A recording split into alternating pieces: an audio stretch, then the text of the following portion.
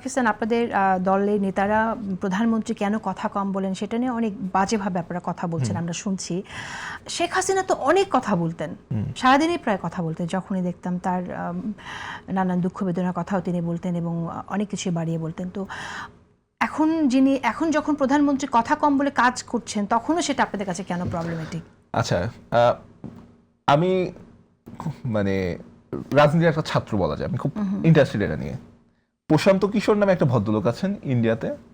উনি হচ্ছেন আমাদের এই লোকসভা ইলেকশনগুলো থেকে শুরু করে আপনার প্রত্যেক ইলেকশনে পলিটিক্যাল স্ট্র্যাটেজি হিসেবে কাজ করে। তো ওনার একটা সিস্টেমটা হলো এরকম, এবং ধরেন এই যে ইন্ডিয়াতে যেটা হচ্ছে আপনার এই যে সবুজ সাথী এই টাইপের যে কার্ডগুলো, এগুলো বাংলাদেশে মোটামুটি একটু চেঞ্জ করে বিএনপি এটা ব্যবহার করছে আর কি। তো এই কার্ডগুলো থেকে শুরু করে সবকিছুর উদ্ভব সাবকন্টিনেন্টে আমাদের দক্ষিণ এশিয়াতে প্রশান্ত কিশোর নিয়ে বেশ ভালো একজন পলিটিক্যাল স্ট্র্যাটেজি হিসেবে বিখ্যাত আর কি।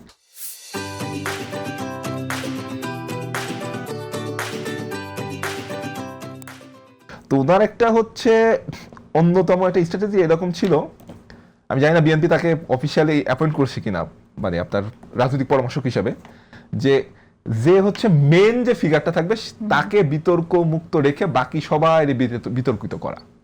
এটা হচ্ছে প্রশান্ত কিশোরের একটা মানে খুব বিখ্যাত একটা হচ্ছে। সেজন্য আপনারা দায়িত্ব নিয়েছে যে সবাইকে বিতর্কিত না করতে না হবে। না, আমাদের বক্তব্য হচ্ছে আমরা তো এটা জানি যে তারেক রহমান সাহেবের মানে অ্যাপ্রুভাল ছাড়া এই যে আপনার হচ্ছে গুম কমিশন বাতিল হচ্ছে, এটা আমার কাছে মনে হয় না। এই যে আপনার হচ্ছে বিচার বিভাগের স্বাধীনতা হরণ করা হচ্ছে, এটাও আমাদের মনে হয় না। এই এস আলমকে সুবিধা দেওয়ার জন্য যে ব্যাংক রেজুলেশন অ্যাক্টে মানে আপনার চেঞ্জ করা হচ্ছে, এটা তারেক রহমানের অ্যাপ্রুভাল ছাড়া হবে, এটা আমার কাছে মনে হয় না। এর আগে হচ্ছে আপাকে ভুল বোঝানো হতো, এখন ভাইয়াকে ভুল বোঝানোর একটা মানে নতুন একটা নাটক আমরা সামনে দেখতে পাচ্ছি। কেউ বলেছে যে ভুল বোঝানো হয়? না না, তিনি কিছু বোঝেন না, তিনি নাটক দেখেন, তিনি সিনেমা দেখতে যান, তিনি চুপচাপ বসে থাকেন, আর সব খারাপকে এই যে বাকি যারা আছে সবাই খারাপ।